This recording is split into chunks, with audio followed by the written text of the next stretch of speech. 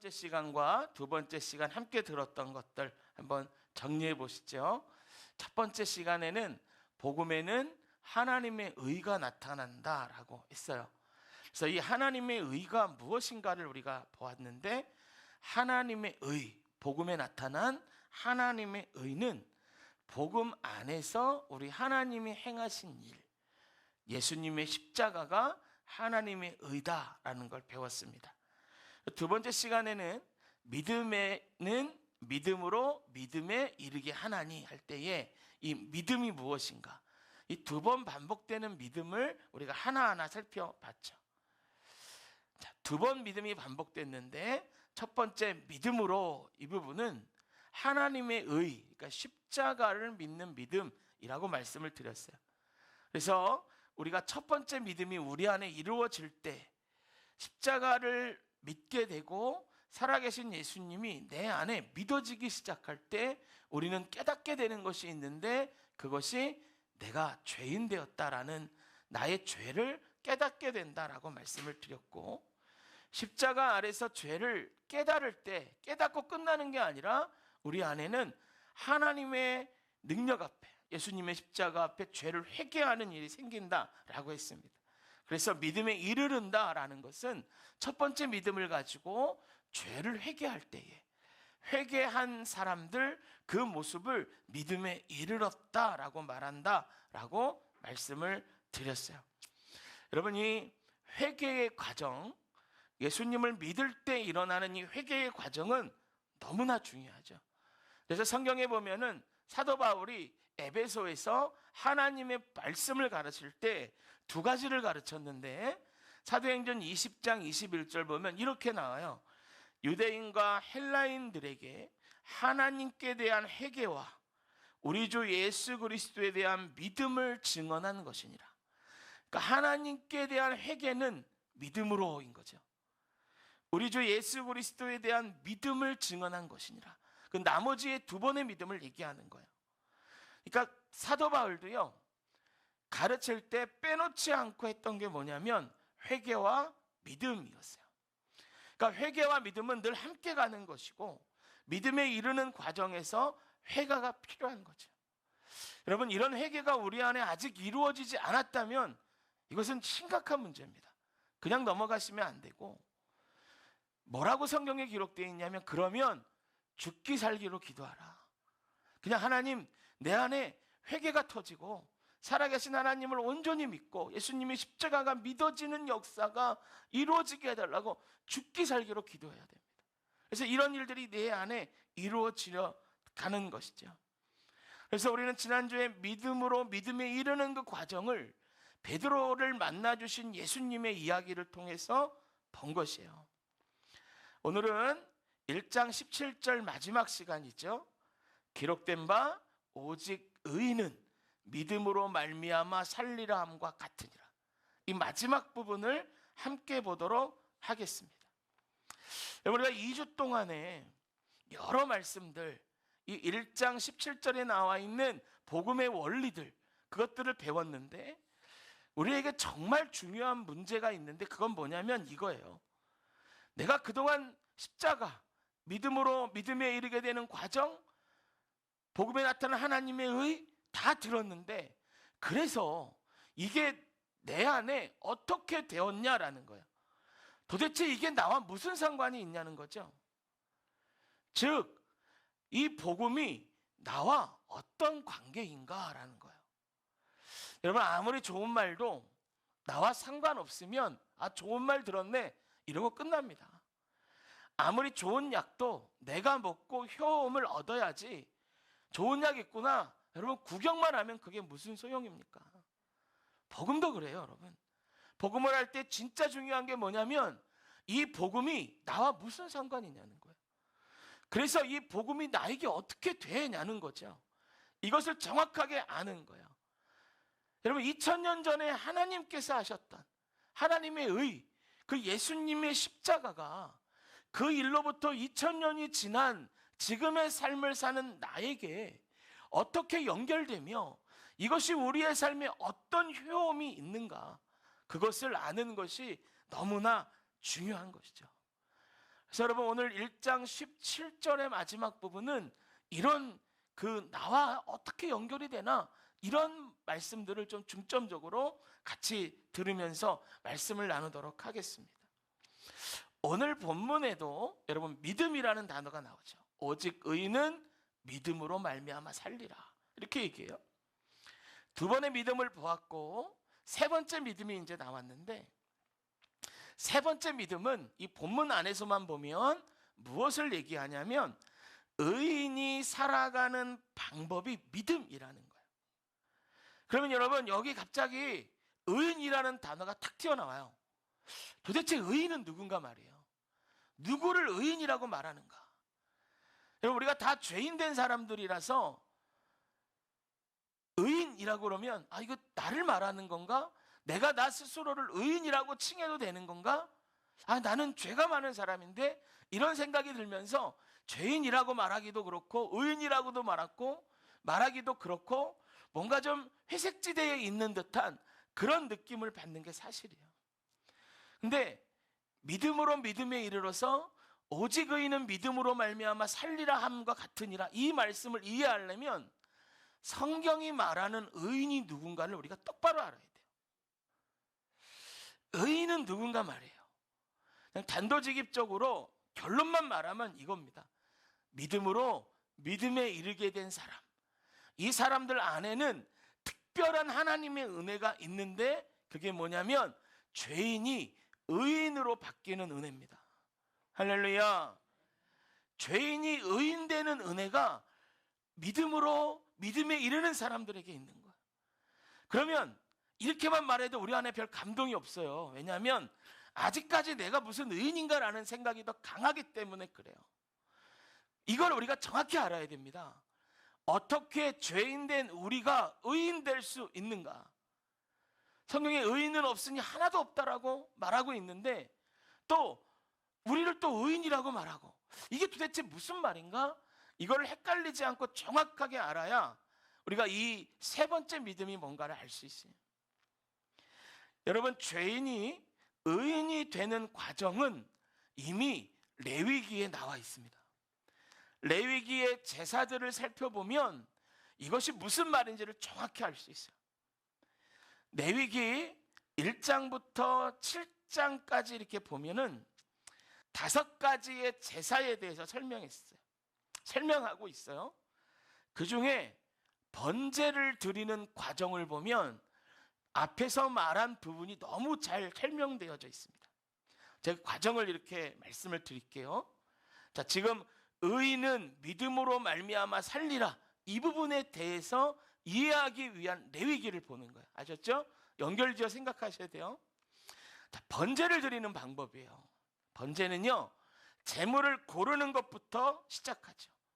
번제 중에 죄를 용서받는 속죄제의 번제를 드릴 때 제물은 흠 없는 것이어야 돼요. 흠이 없는 것. 점이 있거나 상처가 있거나 그러면 안 돼요. 깨끗하고 흠이 없는 것. 그리고 또 한 가지 조건이 있는데 생축이어야 합니다. 이 생축은 뭐냐면 집에서 기른 가축이라는 말이에요.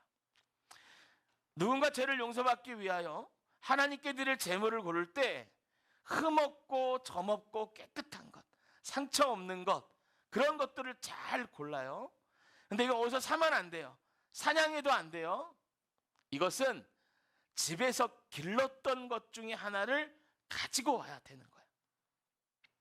그런데 여러분 문제가 있어요. 여러 지파들이 이제 그 이스라엘 땅에 나눠져서 살았죠. 가나안 땅 들어가서 12지파가 다 나눠져서 살았는데 왕정시대 그 솔로몬 이후부터는 성전이 하나입니다. 그러니까 제사를 드리려면, 하나님께 예배하려면 어디까지 와야 되냐면 예루살렘까지 와야 돼요. 그런데 모든 지파가 다 예루살렘 근처에 사는 게 아니거든요. 그러면 멀리 있는 지파 같은 경우에는 한 번 하나님께 제사를 드리려고 제물을 가지고 이동하면 먼 길을 제물을 가지고 와야 됐어요. 어떤 지파는 너무 멀기 때문에 이 네게부 사막을 통과하면 더 가까이 오는데, 사막을 통과하면 이 제물이 상하니까 그 제물을 무엇으로 옮겨야 됐었냐면 배로 옮겨야 됐었어요. 그 갈릴리 호수를 건너서 와야 됐었죠. 사막은 낮의 온도가 55도까지 올라갑니다. 그러니까 어떻게 거기로 재물을 운반하겠어요? 사가면 안 되니까. 그러니까 잘 재물을 데려다가 배를 태워가지고 이제 오는 거죠. 그런데 성전을 얼마 안 남은 시점에서 이 재물들 잘 골랐던 흠없는 소라고 치면 이 소가 갑자기 막 앞발을 들고 막 그 요동을 쳐가지고 이제 성전에 거의 다 왔는데 이 소에 상처가 생겼다고 생각해 봅시다. 그러면 이제까지 가지고 온 정성이 있으니 그냥 드려도 됩니까? 안 돼요. 다시 집으로 돌아가야 돼요. 그래서 다른 짐승 중에 골라서 가지고 와야 돼요. 여러분, 예수님 살아 계실 때 성전에서 비둘기, 상자 다 엎어버렸잖아요. 양 다 엎어버리고. 이렇게 재물을 가져와야 되는데 성전에서 이 재물을 파는 거예요. 그러니까 예수님이 그걸 못 보신 거죠. 여러분, 재물 중에 흠없는 재물을 가지고 오는 것 너무나 중요해요. 죄를 용서받는 번제 같은 경우에는 재물은 너무 중요한 것이었어요. 자, 이제 재물을 무사히 가지고 들어왔습니다. 그러면 죄 지은 그 사람이 재물의 머리에 안수해요. 제사장이 해주는 거 아니에요. 자기 자신이 안수합니다.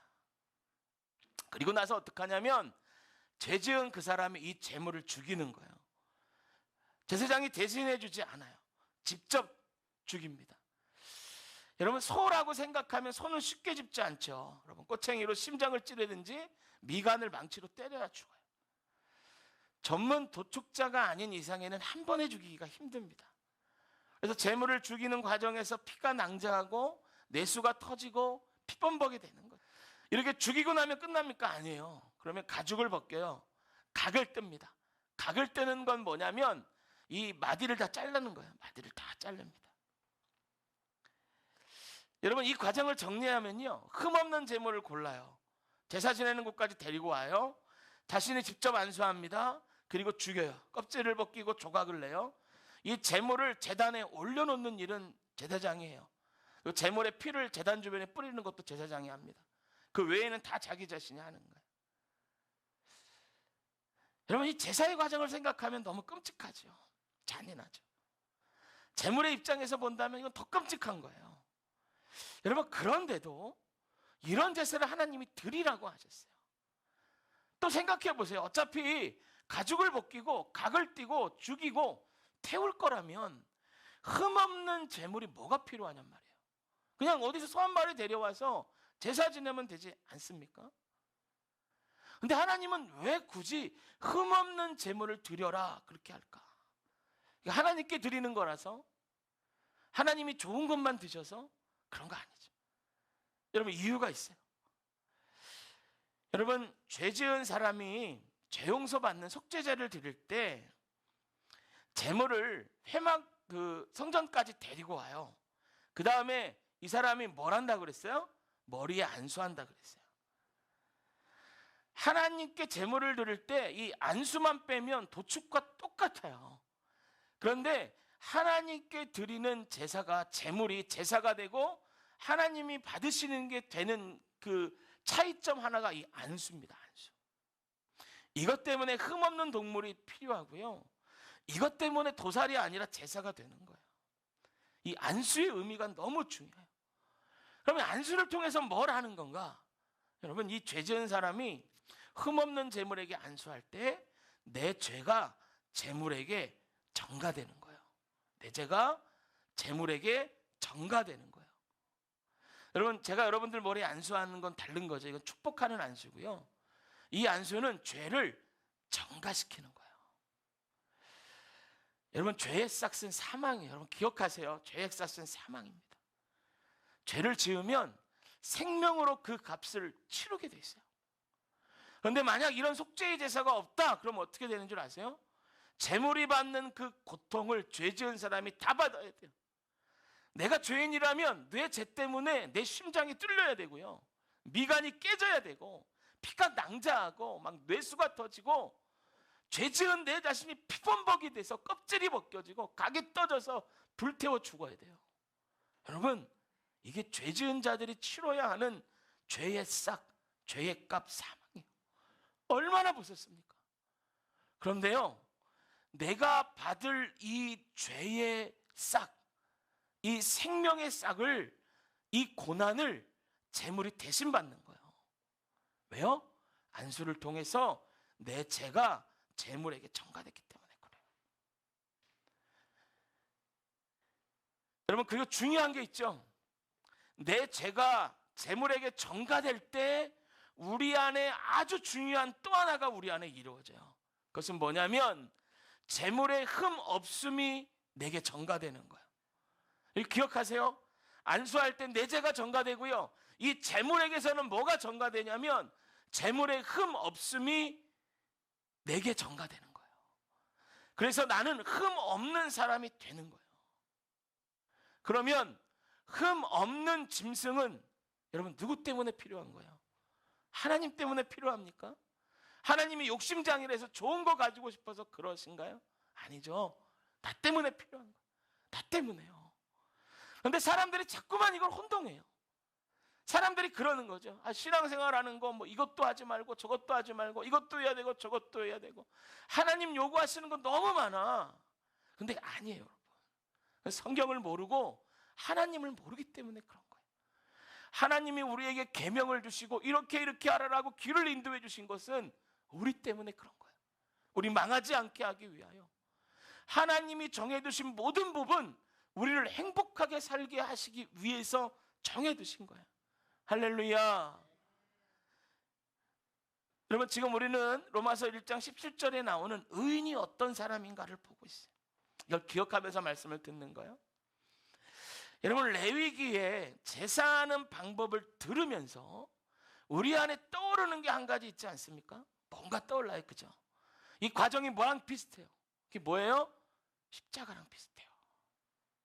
레위기의 이 제사를 들을 때 우리 죄를 대신하여 죽으신 예수님의 십자가가 떠오르셨을 거예요. 맞아요. 잘 떠올리셨어요. 그거예요, 바로. 왜냐하면 이 과정이 그대로 옮겨진 게 십자가입니다. 레위기에 제사 드릴 때 제물이 당할 그 일이요, 십자가에서 예수님에게 똑같이 일어났어요. 다 적으세요, 여러분. 아주 중요한 얘기예요. 다 적으세요. 정신 차리시고 저 보시고. 여러분, 예수님이 누구의 죄 때문에 돌아가셨습니까? 자, 나의 죄 때문에. 다시요. 여러분, 입으로 시인하는 거 되게 중요해요. 여러분, 입으로 시인하여 믿음에 이르는 거예요. 시인이 먼저예요, 입으로. 아셨죠? 대답하시는 거예요. 이제 저 보시고, 저 보세요. 다 대답하시는 거예요. 예수님이 누구의 죄 때문에 십자가에 달려 돌아가셨습니까? 나의 죄 때문에. 믿으세요? 나의 죄 때문에. 여러분, 우리 죄 때문에 우리 예수님이 대신 창에 찔리셨어요. 십자가에 못 박히셨어요. 채찍에 맞으셨어요. 말할 수 없는 고난을 당하고 죽으셨어요. 사실은 이 고난은 저와 여러분들이 당해야 됐어요.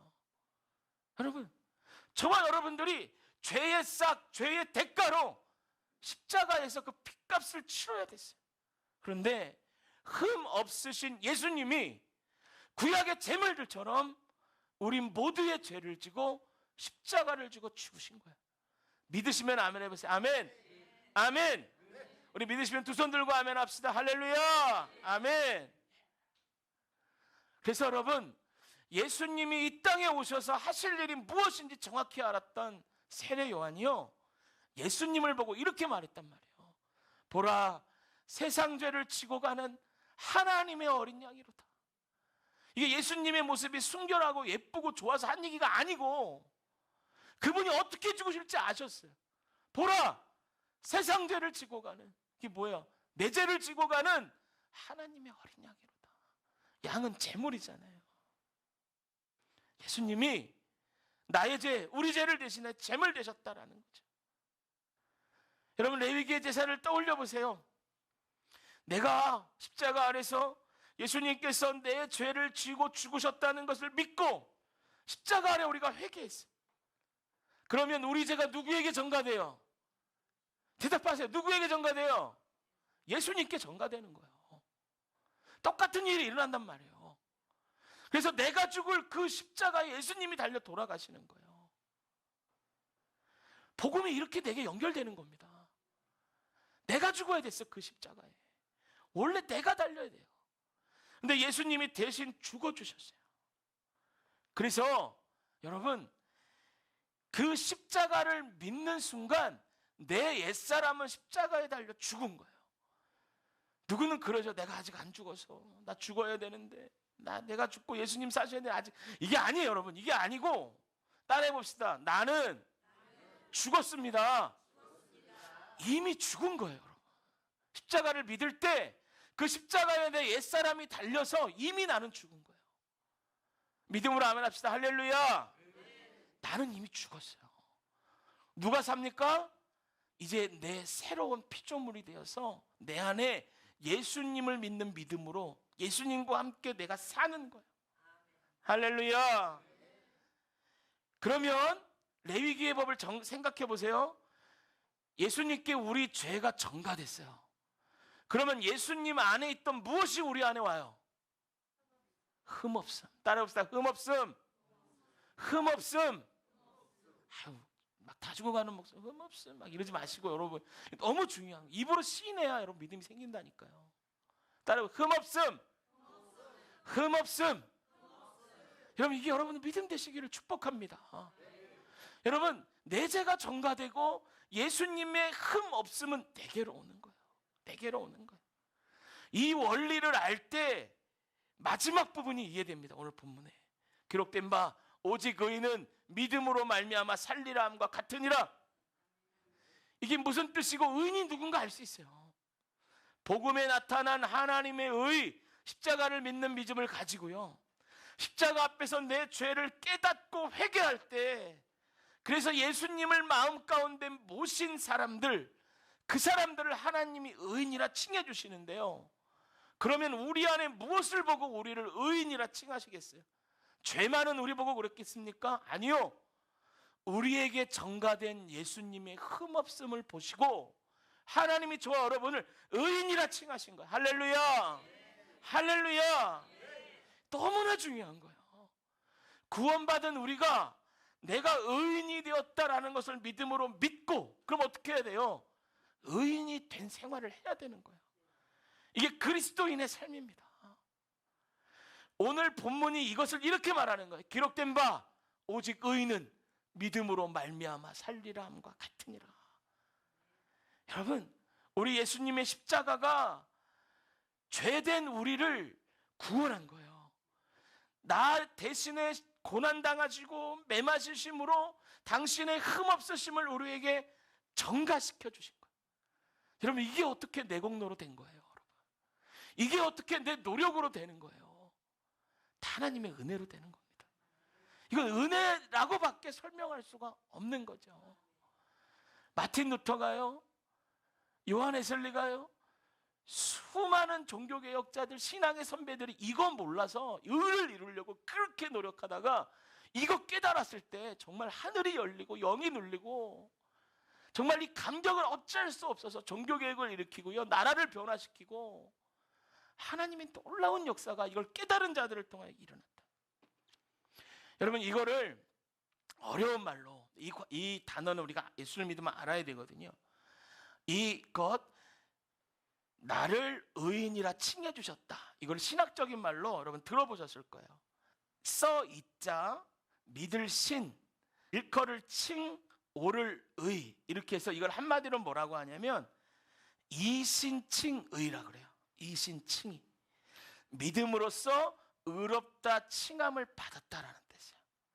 이건 우리 구원의 원리를 한마디로 얘기하는 굉장히 중요한 말이거든요. 여러분 들어보셨죠? 이신칭이라는 거예요. 믿음으로써 의롭다 칭함을 받았다는 거예요.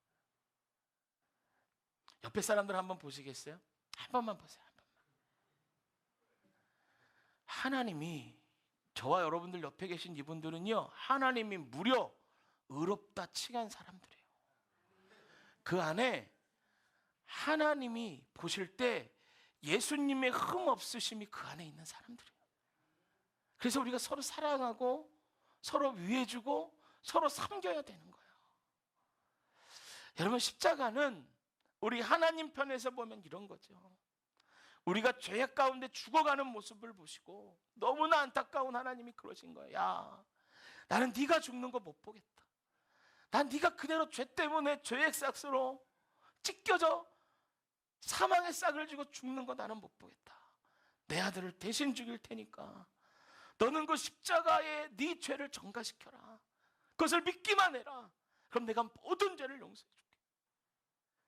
너는 십자가에 죽은 내 아들을 믿기만 해. 그럼 네 죄가 전가되고 내가 네 안에 있는 내 아들의 흠없음을 보면서 의인으로 인정해 줄게. 그래서 이렇게 말하는 거죠. 보라, 새로운 피조물이 되었도다. 이렇게 얘기하는 거 아닙니까? 이것이 복음인 거예요. 할렐루야. 여러분, 그래서 우리는 하나님이 우리를 의인으로 인정해 주셨다는 것을 믿고 죄와 싸우면서 의인에 걸맞는 삶을 살아야 하는 것이죠. 여러분, 우리가 무엇이길래 천지를 지으신 우리 하나님이 저와 여러분 같은 사람을 이렇게 놀랍도록 사랑한단 말입니까? 여러분, 세상에 이런 사랑이 어디 있습니까? 우리같이 하찮고 부족한 저와 여러분을 여러분, 어떤 존재가 이렇게까지 사랑한단 말이에요. 그래서 이 모든 것은 다 은혜요. 하나님의 은혜라고 말할 수밖에 없는 거죠. 은혜는 여러분, 받지 못할 자가 받는 게 은혜예요. 감히 그럼 그 받을 자격 없는 자가 받는 게 은혜죠. 할렐루야. 여러분, 우리가 3주간 이 로마서 1장 17절의 말씀을 보았어요. 자, 바라기는 이 말씀을 통해서 구원의 원리가 저와 여러분들 가슴에 새겨지고 정말 하나님이 보실 때 의인된 삶으로 살아가는 저와 여러분 되시기를 축복합니다. 복음에는 하나님의 의가 나타났어요. 그 의는 하나님이 십자가에서 하신 일, 그 십자가였어요. 그리고 그 십자가를 믿고 믿음에 이르는 자, 회개하는 자, 그들을 그 안에 있는 예수님의 흠없음을 보신 우리 하나님이 의인이다, 의롭다 칭해 주시는 거죠. 여러분, 오늘 이 말씀을 기억하고 오직 의인은 믿음으로 말미암아 살리라 함과 같으리라 하신 이 말씀을 우리 삶 가운데 이루며 살아가는 저 여러분 되시기를 축복합니다. 여러분, 오늘 다 같이 우리가 1장 17절 말씀 한 번만 더 읽고 마치겠는데요. 이제 여러분 이 3주간 다 들었으니까 이 말씀이 무슨 뜻인지 전 여러분들 다 아셨을 거라고 생각합니다. 천천히 한번 읽으시는데 이 말씀을 좀 우리 가슴에 새기면서 이 말씀 읽고요, 로마서 1장 17절의 설교는 오늘 이걸로 마치도록 하겠습니다. 자, 같이 천천히 읽읍시다. 복음에는 하나님의 의가 나타나서 믿음으로 믿음에 이르게 하나니 기록된 바 오직 의인은 믿음으로 말미암아 살리라 함과 같으니라. 아멘.